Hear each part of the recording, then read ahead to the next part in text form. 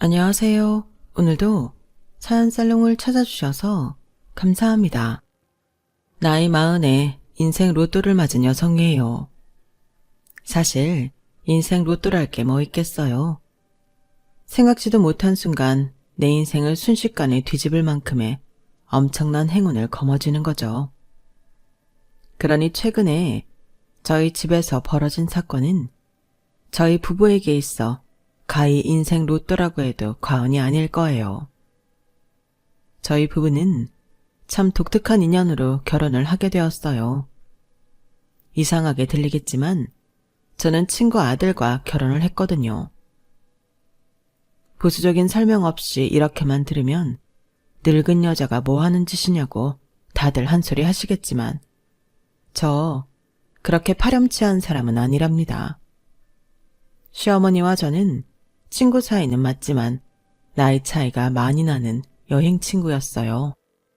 어머님과 제가 처음 만난 곳이 비행기 아니었거든요.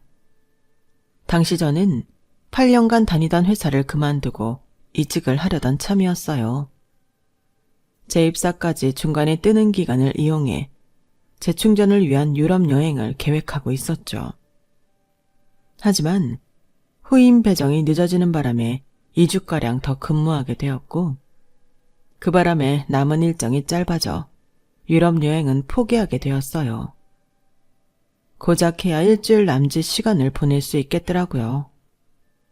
그 기간 동안 갈 수 있는 곳은 가까운 일본이나 동남아 정도가 고작이었어요. 관광이 아닌 휴양이 목적이다 보니 일본보다는 동남아, 그 중에서도 태국으로 선택하게 되었어요. 번잡한 곳은 싫어서 과거 태국 왕실 사람들의 휴양지였다는 후아인으로 정했어요. 방콕 수완나폰 공항에서 벨트레브를 이용하면 바로 후아인 숙소까지 갈 수 있어서 시간 절약도 되고 좋겠다 싶었거든요. 거기다 조용하고 깨끗한 데다 해안가라서 동남아 분위기 팍팍 풍기는 게 휴양지로는 딱이었어요. 그렇게 오른 방콕행 비행기 안에서 저는 운명적인 만남을 갖게 된 거예요. 바로 시어머니와의 만남이었죠. 어머님도 저도 혼자 여행을 온 상황이라서 서로 이야기가 잘 통했어요. 이렇게 만난 것도 인연이라고 여행 기간 중에 종종 만나서 함께 밥도 먹고 장거리 일정이 있을 때는 택시비도 반반 나눠서 내고 그랬어요.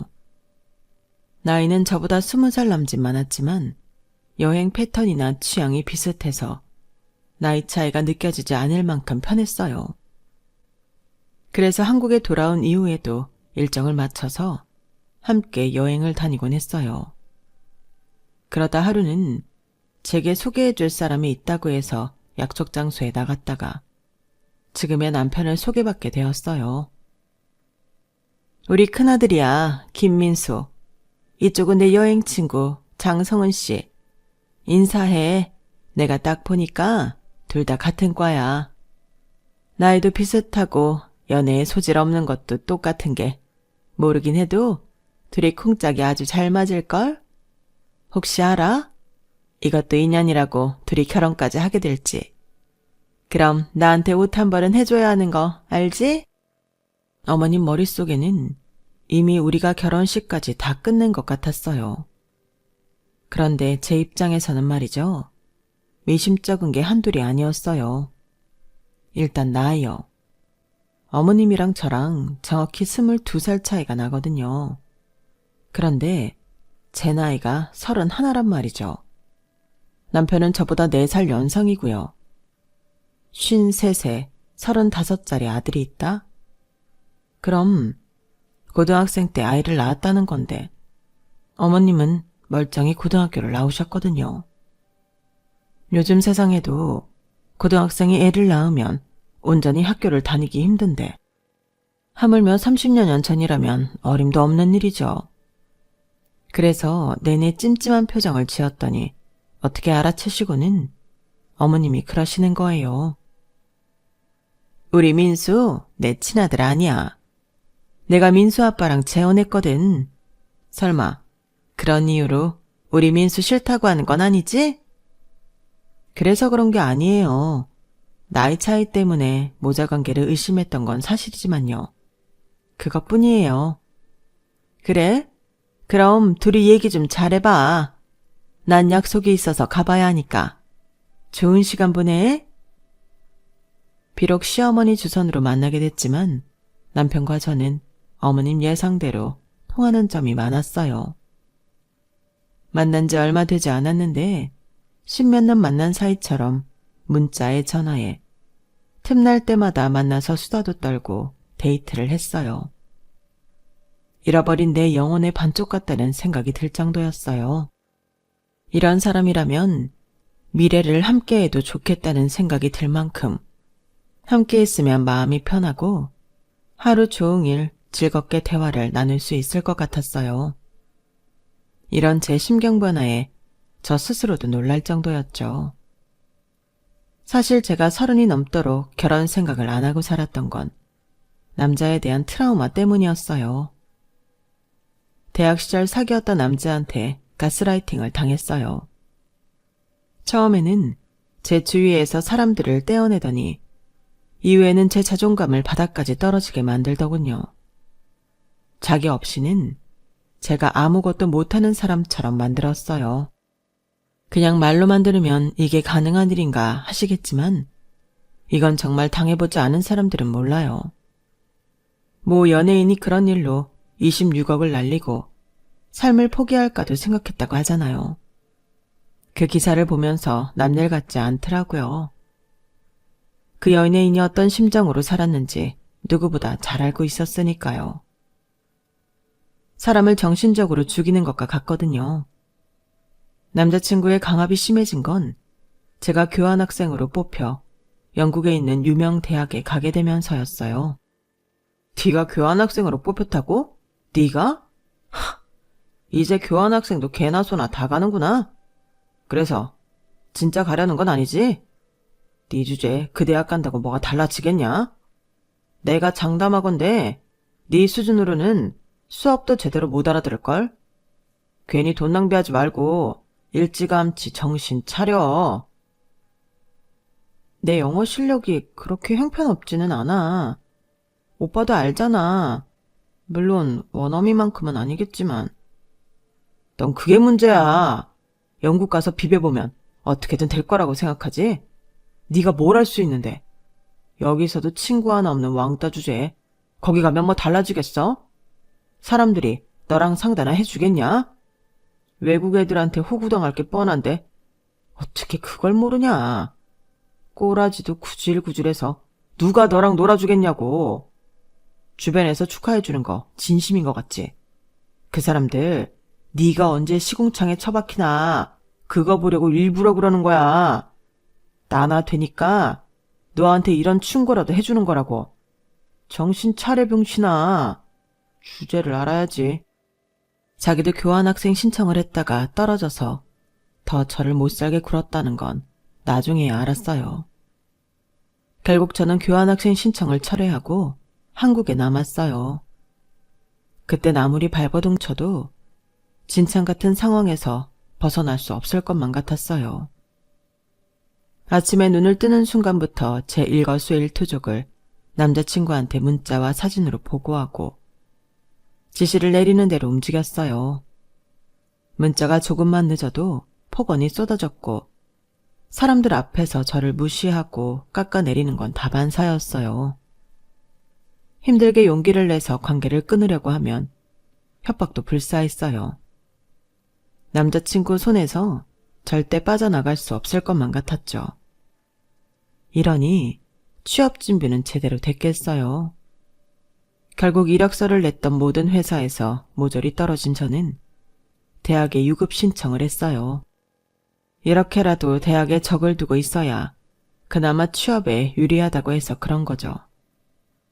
반면 남자친구는 그의 취업에 성공을 했어요. 그러자 아주 기세등등해졌죠. 저를 무시하는 행동은 전보다 더 심해졌지만 얼마 뒤 기쁜 소식을 접할 수 있었어요. 남자친구한테 여자가 생긴 거죠. 꽤 잘 사는 집 딸 같았어요. 어떻게 알았냐고요? 남자친구한테 못 보던 명품 가방과 지갑, 명품 구두가 생기기 시작했거든요. 저랑 사귀면서도 데이트 자금이며 물티슈 하나까지 제 돈으로 쓰던 인간이 그런 고가의 제품을 자기 돈을 주고 샀을 리 없죠. 게다가 전보다 저를 단속하는 전화며 문자가 현저히 줄어든 것도 다른 타깃이 생겼기 때문이란 합리적 의심이 들게 했어요. 그리고 얼마 뒤 제 예상대로 남자친구는 저 몰래 양다리를 걸치던 걸 들키고 말았어요. 주말에 부모님과 아울렛에 갔는데 거기에 남자친구가 웬 여자와 함께 쇼핑을 하고 있더라고요. 그냥 쇼핑만 했다면 사촌이라거나 지인이라고 둘러댈 수도 있겠지만 벤치에 앉아 키스를 하는 장면에서 제게 딱 걸린 거라서 발뺌도 할 수 없게 되었죠. 그런데 이 인간이 오히려 적반하장으로 나오는 거예요. 네가 제대로 취업만 했어도 내가 딴 사람한테 눈 돌릴 시간이 있었겠냐? 멍청한 게 취업도 못해서 빌빌대는데 내가 널 어디까지 이해해줘야 해? 탓을 하려거든 멍청한 네 탓을 해. 엄한 사람 파렴치한 인간으로 몰지 말고 무식하면 용감해진다더니 지가 어떻게 나한테 따질 생각을 해? 어이가 없어서 정말. 이 인간 논리대로라면 나라 팔아먹은 이완용도 애국자고 희대의 살인마 찰스 맨슨도 박애주의자라고 할 수 있을 거예요. 그런데 순간 이런 생각이 들더라고요. 이놈은 아주 약해 빠진 놈이구나. 지 잘못을 온전히 책임지지도 못할 만큼 어리고 형편없는 모질이었어. 그러니 사람 마음을 조종해 거머리처럼 들어붙어 살아가지. 정작 상대에게 의존을 했던 건 내가 아니라 이놈이었구나. 내가 왜 이런 나약해 빠진 놈을 두려워했을까? 생각이 거기까지 미치자 눈앞에 서 있는 남자친구가 한없이 가소롭게 보였어요. 그래서 그 길로 바로 변호사 사무실을 찾아갔어요. 수년간 제게 가스라이팅을 통해 금품을 갈취하고 인간관계를 파괴하고 정신적으로 괴롭혀온 거에 대해 고소를 하고 보상을 받으려고요. 아마 소장이 날아들 때까지도 이 인간은 내가 여전히 자기를 두려워하고 있다고 생각했을 거예요. 법정에서 다시 만난 전 남자친구는 한없이 구질구질하고 보잘것없는 모습이더라고요. 제 앞에서 그리 당당하게 굴던 인간이 합의금 좀 깎아보겠다고 무릎까지 꿇고 질질 짜는 걸 보니 허탈하기까지 했어요.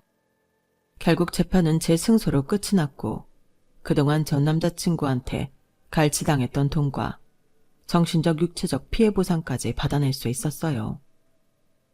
재판이 시작되고서야 제가 수년간 이런 일을 당했다는 걸 알게 된 부모님은 많이 힘들어하셨어요.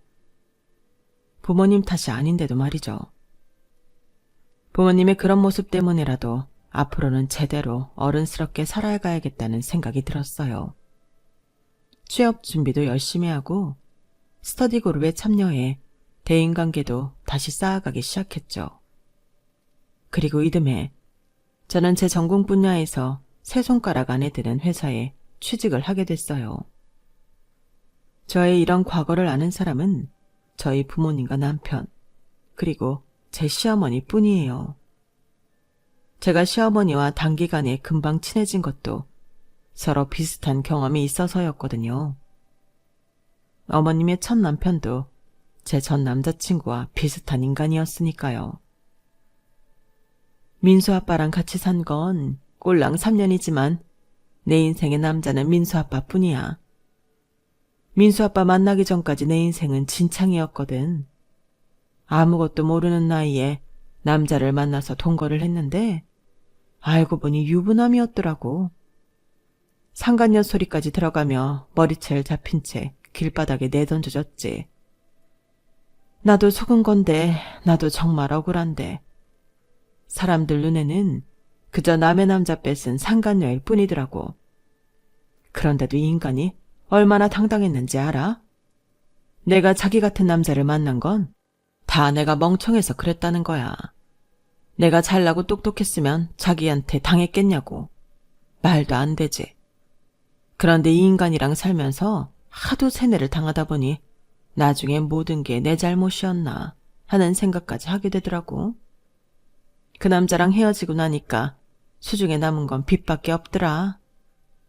내가 써서 만든 빚이면 아깝지도 않지. 난 그 인간이랑 살면서 속옷 한 장 사본 적이 없어.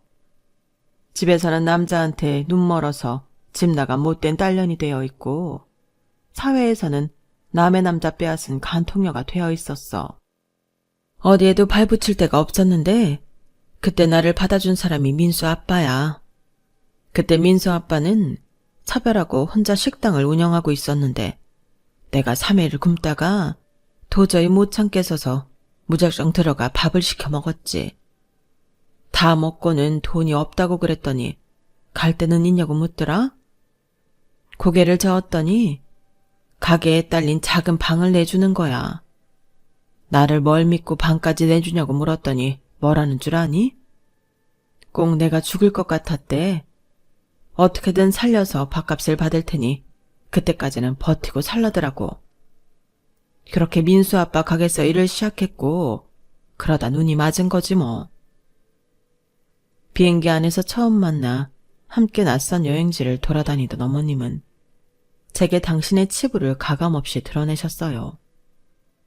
어머님의 솔직한 고백에 저 역시 지금껏 친한 친구에게조차도 말하지 못했던 과거를 털어놓을 수 있었고요.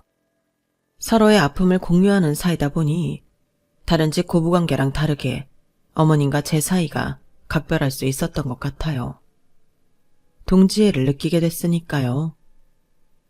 어머님과의 사이는 앞서 말한 것처럼 친구같이 돈독한 사이였지만 두 시동생들과는 그렇지 못했어요.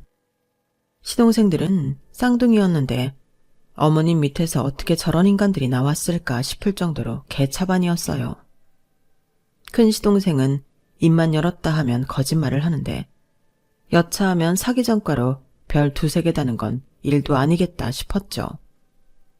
작은 시동생은 잔머리를 너무 굴려요. 제가 보기에 머리가 그닥 좋아 보이지는 않는데 어떻게든 사람을 이용해 먹으려고 어설픈 수작을 부린다니까요. 제 남편은 그런 동생의 속내를 알면서도 무던히 속아주더라고요. 처음엔 동생들한테 당하기만 하는 남편이 답답하고 안타깝기만 했는데 자기만 남편 상황을 따져볼 때 그럴 수밖에 없었을 거라는 생각이 들어 무던히 넘기려고 노력했어요. 사실 그렇잖아요. 아버지도 돌아가시고 안 계신 와중에 새 어머니와 의붓현재랑 함께 살려면 오죽 눈치가 보였겠어요. 아무리 어머님이 제 남편을 예뻐하신다고 해도 친자식들보다 예뻐했겠어요. 물론 평소 어머님 행동을 보면 새엄마라고 다 팥쥐 엄마 같지는 않다는 걸 알 수 있지만요. 아버님이 하시던 식당을 이어받은 어머님은 특유의 유쾌한 성격과 사업수단으로 아버님이 하시던 때보다 훨씬 번창시켰어요. 언제 가봐도 그 큰 홀이 손님들로 가득 차 있을 정도로요. 어머님은 일을 할 때면 덩치 큰 장정들보다도 더 힘을 쓰며 무서울 정도로 열심히 일을 하셨는데 그럴 수 있는 힘의 원천이 여행이라고 하셨어요. 게다가 전 남자친구한테 빠져나온 뒤 여행을 다니며 심리적인 안정을 찾은 것과 비슷했죠. 결혼 후에도 가끔씩 어머님이랑 둘이 여행을 다니곤 했는데 솔직히 남편한테 말 못하는 것도 스스럼 없이 털어놓을 수가 있어서 편했어요. 속 깊은 남편의 마음 터놓고 지내는 시어머니까지 결혼 생활이 이렇게 편해도 되나 생각하던 어느 날 생각지도 못한 날벼락이 떨어진 거예요.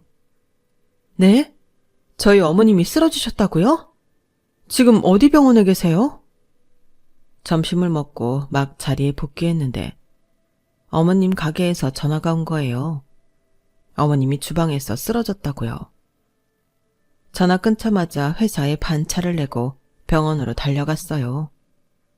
가보니 어머님은 이미 의식을 차린 상태더라고요. 별일이 아닌데 실장이 너한테 전화한 모양이네. 난 괜찮으니까 걱정 말고 돌아가. 온 김에 링거나 맞고 갈 거야. 어머님, 그러지 마시고 기왕 입원한 김에 건강검진 한번 받아보세요. 어머니 벌써 올해 들어 2번이나 쓰러지셨어요. 매번 별거 아니라고 하시지만 아닌 게 아니라고요. 얘는 내가 나이가 몇인데 벌써부터 건강 걱정이니? 나 아직 88에 환갑도 안 된 사람한테 무슨. 병에 걸려 쓰러지고 난 다음엔 늦는다고요. 검사에서 이상 없다고 하면 좋은 거고 혹시 뭐라도 나오면 바로 치료하면 되잖아요. 악착같이 돈 버시면서 어머님 위에 그 정도도 못 쓰세요? 돈 아까워 그러시는 거면 저희가 낼게요. 저희 어머님이 겉으로 보기에는 건강해 보여도 1년에 한두 번 엄청 앓고 지나는 걸 보면 그리 건강 체질은 아닌 것 같았어요. 올해 들어 벌써 2번째 쓰러지신 거라서 특히 걱정이 되더라고요. 그래서 이번만큼은 어떻게든 건강검진을 받게 하고 싶었어요. 알았다, 알았어. 누가 보면 네가 내 시어머니인 줄 알겠다. 며느리 눈치 보여서 내가 건강검진 받는다. 됐지? 어머님은 제 닭달에 못 이겨 생애 처음 건강검진을 받으셨어요. 그런데 생각지도 못한 결과가 나오고 만 거예요. 네? 내가 췌장암이라고요? 혹시 다른 사람 거랑 결과지가 바뀐 거 아닌가요? 아니, 난 멀쩡한데? 아픈 데도 없고 밥도 잘 먹고 가끔 소화가 안 되긴 하지만 그거야 가게일로 신경을 쓰니까. 그럼 수술 받아야 되나요? 가게를 오래 비울 수는 없는데 큰일이네. 어머님은 당신 몸 걱정보다도 가게 걱정을 먼저 하셨어요. 그런데 의사의 한마디에 그대로 굳어버리셨어요. 수술은 안 하실 겁니다. 현재 상황에서는 저희가 해드릴 수 있는 게 없거든요. 그 말은 가망이 없다는 건가요? 수술도 못할 정도로? 죄송합니다.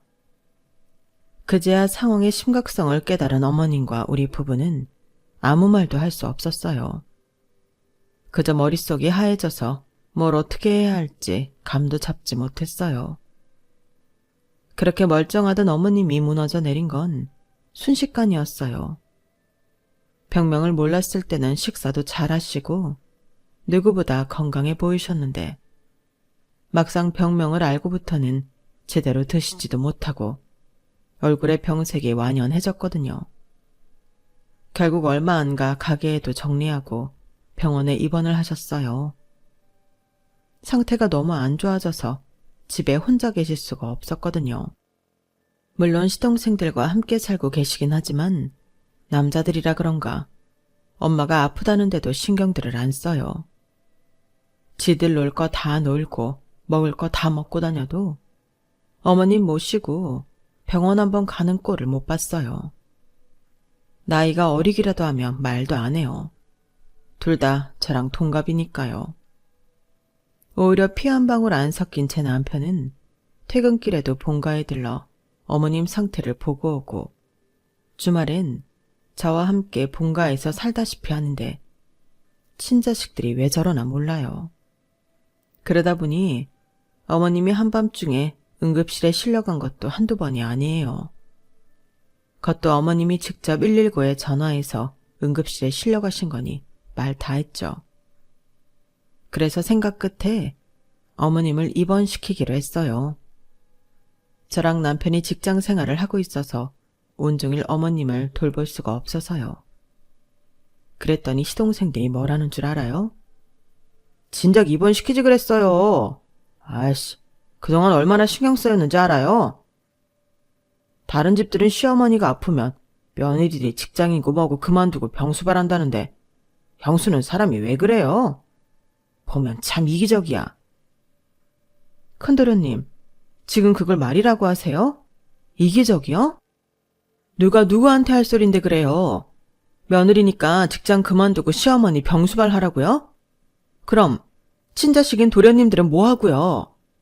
자기 부모가 아픈데도 밤 늦게까지 술 마시고 나이트 가고 툭하면 스키장에 놀러 가면서 자기 엄마 병수발은 남의 집 딸한테 하라고 하는 게 이치에 맞는 소리냐고요. 지나가는 사람을 자꾸 물어보세요. 지금 도련님들 행동이 정상적인지 아닌지를요. 지금까지 말 안 하고 참고 있었는데요. 나이 먹어서 그러고 살면 안 돼요. 어머님 돌아가시면 제일 불쌍해지는 게 누군지 잘 생각해 보라고요. 아이씨, 뚫린 입이라고 멋대로 짓거리긴. 야, 기집애가 어디서 따박따박 말대꾸야. 내가 네 친구냐? 네 시동생이야. 그럼 말 가려가며 하라고. 그리고 엄마 죽는다고 왜 우리가 불쌍해지냐? 엄마 가게 판 돈도 있고 이 집도 있는데. 나 설마 우리 엄마 유산 탐내고 있는 건 아니지? 야, 씨. 이거 아주 칼만 안 들었지 강도가 따로 없네. 이봐, 잘 들어. 부모 없는 네 남편 우리 엄마가 먹여주고 재워주고 대학까지 보내줬으면 감사한 줄이나 알아. 건방지게 남의 부모 유산까지 탐내지 말란 말이야.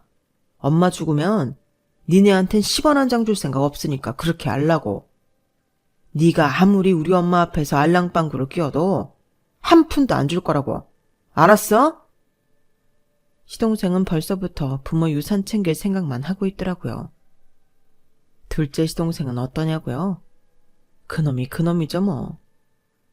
어머님이 두 눈 시퍼렇게 뜨고 살아계신데도 어머님 유산 받아서 사업할 생각부터 하고 있더라고요. 다니던 직장까지 그만두고 본격적으로 사업 구상을 한답시고 여기저기 쑤시고 다니는데 정말 욕밖에 안 나왔어요. 저것들이 내 형제라면 비 오는 날 먼지나게 두들겨 패버렸을 텐데 그러지 못하는 게 아쉬울 따름이었어요. 그날 시동생과 한판하고 집에 돌아가 남편한테 있었던 일을 다 얘기했더니 남편이 한숨을 푹 쉬더라고요. 여보, 어머님 불쌍해 죽겠어.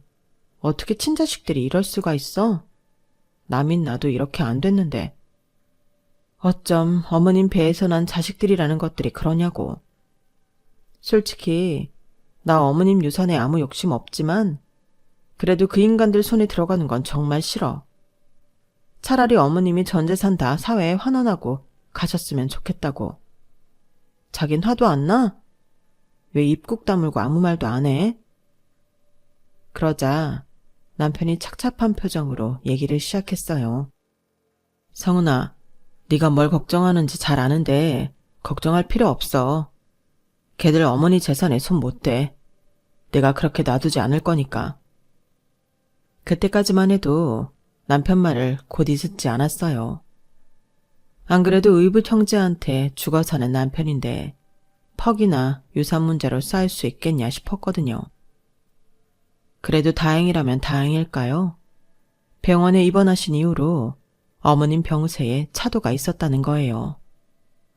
규칙적으로 식사를 하고 약도 제대로 드시니까 아무래도 집에 혼자 방치됐을 때보다 혈색도 많이 좋아지셨더라고요. 그렇다고 병원에 계속 있을 수는 없었어요. 대학병원이 워낙 환자가 넘쳐나는 곳이라서 병원 측에서는 자꾸 요양병원으로 옮기라고 했거든요. 어차피 치료도 불가능하고 수술은 더더욱 안 되는 상황이니 환자 관리만 해주는 요양병원이 저희 어머님한테는 더 잘 맞는다면서요. 그래서 결국 요양병원으로 옮기게 되었어요. 어머님과 같은 방을 쓰시는 아주머니는 유방암 말기 환자인데 성격이 밝고 상냥한 분이시라서 어머님과 금방 친해지셨어요. 제가 병원에 갈 때마다 병실 밖에서 두 분 웃음소리를 자주 들을 정도로 친구 같은 분위기였죠. 병마와 싸우면서 의지할 수 있는 친구가 있다는 것만큼 큰 힘이 되는 게 또 있을까요? 그래서 두 분이 오래오래 서로 힘을 받으며 병마와 싸워가시기를 바랐어요. 그런데 그런 바람이 산산이 부서지고 만 거예요. 한동안 상태가 괜찮았던 어머님이 갑자기 병세가 악화되셔서 의식 없는 채로 지내게 되신 거죠. 그런데 그 와중에 두 시동생이 병원으로 들이닥친 거예요. 처음엔 어머님 건강이 걱정돼서 온 줄 알았는데 알고 보니 다른 이유가 있더라고요. 아씨, 내가 기가 막혀서 말이 안 나오네. 형, 도대체 엄마한테 무슨 짓을 한 거야? 형이 어떻게 했길래 가게 정리한 돈이 다 형 계좌로 들어갔냐고. 형수도 알고 있었죠? 우리 엄마를 어떻게 구워 삶았길래 그 돈이 다 당신들한테 갔냐고. 둘째 형, 지금 그게 문제가 아니야. 우리 집 명의가 큰형 이름으로 돼 있더라고. 집값이 올라서 지금 그 집이 얼만 줄이나 알아? 자그마치 10억이야. 10억. 두말할 거 없어. 그냥 양심 있으면 그 집 명의 내 앞으로 돌려줘. 그거 우리 엄마 집이잖아. 아닌 밤에 홍두깨라고 두 형제는 그간 병원에 코빼기 한번 안 비추더니 갑자기 나타나 알아듣기 힘든 소리만 짓거려댔어요. 둘이 사전에 조율이 안 됐는지 나중엔 서로 집명의 가지고 싸우기까지 하더라고요. 야, 막내는 웃긴다.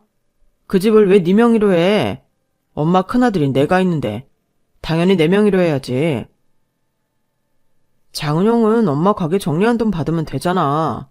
그리고 작은 형이 그동안 사고치고 돈 물어준 게 한두 푼이야? 깽값 물어준 돈만 해도 1억 원 되겠다. 아, 몰라, 씨발. 1억인지 2억인지 나는 잘 모르겠고 암튼 내 건 내 거야. 그때였어요. 평소 큰소리 한 번 안 내는 남편이 불같이 화를 내며 두 형제를 바닥에 매다 꽂았어요. 그리고 나직한 목소리로 말했죠. 이 버러지만도 못한 새끼들 같으니라고. 니들 눈에는 돈만 보이고 사경을 헤매시는 어머니는 안 보이니? 그깟 돈 때문에 어머니 앞에서 이런 추태를 보여도 되는 거냐고. 그래, 내가 말로 한다고 니들이 들어먹을 놈들이 아니지. 한 번만 말할 테니까 똑똑히 들어. 어머니가 운영하시던 가게 내 아버지 가게였어. 아버지 돌아가실 때 어머니가 내 명의로 바꿔주신 거라고. 니들은 그동안 어머니가 벌어오는 돈에만 관심 있었지. 가게가 누구 거인지는 상관 안 했잖아. 안 그래? 그런다고 그 가게를 형이 갖는 게 말이 돼? 왜 말이 안 돼? 내 아버지 재산을 아들인 내가 물려받는 게 뭐가 잘못된 거냐고. 그리고 그 집도 그래. 처음부터 우리 부모님이 살던 집이야. 돌아가신 우리 어머니랑 우리 아버지가 벌어서 산 집이라고. 그걸 왜 니들이 탐내냐? 이날 이때까지 내 부모님 집에서 먹고 자고 살았으면 됐지. 뭘 더 바라냐고. 억울하면 법적으로 대응해. 어차피 니들한테는 한 푼도 돌아가지 않겠지만. 제 남편 말에 두 형제는 씩씩거리며 흥분을 했어요. 욕설을 퍼부으며 말이죠. 그러자 앞 병상에 누워 계시던 환자분이 혀를 차며 그러시는 거예요. 인겁을 두르고 어쩜 저러나 몰라. 내가 그 집 어머니한테 물어보니 두 아들하고 금순 씨는 피 한 방울 안 섞인 남이던데 그간 키워주는 애를 이렇게 갚나? 네? 아주머님 지금 뭐라고 하셨어요? 남이라뇨? 며느리도 몰랐어? 에휴, 딱한 사람. 지금까지 혼자 가슴에 품고 살았구만. 그래도 큰아들은 알고 있었지? 그러자 남편이 조용히 고개를 끄덕였어요. 금순 씨 첫 남편이 천하의 망나니 같은 놈이었다잖아. 유부남인 주제에 총각인 척해선 금순 씨랑 살다 본처한테 걸려서 둘이 헤어진 거고. 그랬으면 그걸로 끝냈어야지. 지 죽을 때 돼선 전부인 사이에서 난 쌍둥이 아들을 금순 씨한테 맡기곤 사라질 건 또 뭐냐고. 그 집 시아버지가 부처님 가운데 토마 같은 사람이라서 그 애들까지 다 받아주고 자식처럼 키웠다던데 다들 몰랐어? 한마디로 그쪽 둘은 이 집안 사람들이랑 피 한 방울 안 섞인 남남이란 얘기야. 그런데 여기가 어디라고 와서는 가게판 돈 내놔라, 집 내놔라 개소리를 짓거려. 배은망덕하게 시리. 나 자야 되니까 둘 다 나가. 안 그럼 보안 직원 불러서 내쫓을 거야. 아이고, 불쌍한 금순씨. 남의 자식 키워준 덕은 없다더니 그 고생을 하고 남의 자식들 키워준 대가가 고작 이거라니. 에휴, 지겨워. 아주머니는 이불을 얼굴까지 푹 덮으셨어요. 이불이 들썩거리는 걸 보니 울고 계신 것 같더라고요. 느닷없이 출생의 비밀을 알게 된 두 형제는 세상 다 잃은 표정을 하고는 병실을 나갔어요. 다행히 저희 어머님은 이틀 뒤 의식을 차리셨고 기력도 많이 회복하셨어요. 그 일이 있고 얼마 뒤 남편은 두 동생들을 찾아가 최후 통첩을 했어요. 딱 1년이야. 니들이 이 집에서 살 수 있는 기간 말이야. 1년 뒤에는 무슨 일이 있어도 니들 이 집에서 내쫓을 테니까 그때까지 막노동을 하든 대리운전을 해서라도 니들 살 집 준비해. 그리고 다시는 어머니 병원에 널씬도 말고. 지금까지 니들 봐주고 산 건 다 어머니 때문이었는데 니들이 병든 어머니한테 하는 꼴을 보니 더 이상 봐줄 필요가 없을 것 같다. 이걸로 니들과 내 인연도 끝낼 테니까 알아서 니들 살 궁리해.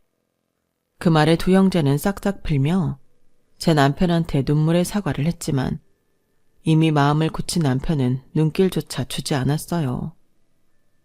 그 후로도 1년이 지난 지금 저희 어머님은 더 이상 이 세상에 안 계세요. 몇 번의 고비를 넘기시고는 잠이 드신 채 조용히 눈을 감으셨거든요. 그리고 두 시동생은 끝까지 진상짓을 하다가 결국 1년도 못 채우고 집에서 쫓겨났어요. 집문서를 훔쳐서 사금융에 대출을 받으려다 걸려서 남편이 경찰에 신고를 했거든요. 피는 못 속인다고 자기 친부랑 아주 똑같은 짓거리를 하다가 그나마 있던 기회마저 놓친 셈이었죠. 그럼 앞에서 제가 말씀드린 로또는 뭐냐고요? 그 로또는 바로 우리 아기예요. 어머님 첫 기일을 맞아 제사를 준비하다가 음식 냄새가 역하게 느껴지더라고요. 친정엄마가 그 얘기를 들으시고 혹시 애가 들어선 게 아니냐고 하셔서 테스터를 사다 검사를 했어요. 그랬더니 빨간 두 줄이 나오더라고요. 그동안 아이가 안 생겨서 시험관 수술을 염두하고 있던 차였기 때문에 기쁨은 더더욱 컸어요. 어머님 기일에 알게 된 임신이라 그런지 왠지 하늘에 계신 시어머니께서 우리 부부를 위해 힘써주신 게 아닌가 하는 생각까지 들더라고요. 염원하던 아이도 생기고 잔뜩 오른 집값 덕분에 평생 만져보기 힘든 돈까지 손에 넣었으니 이게 인생 로또가 아니고 뭐겠어요. 앞으로는 양손 가득 거머쥔 이 행운을 행복으로 이어갈 수 있도록 열심히 노력하며 살 생각입니다. 지금까지 제 사연 들어주셔서 감사드려요. 여러분들도 항상 행복하세요. 건강하시고요. 여러분, 사연 댓글에 응원과 현명한 조언 부탁드려요. 좋아요와 구독은 저에게 큰 힘이 됩니다. 오늘도 좋은 일 가득하세요.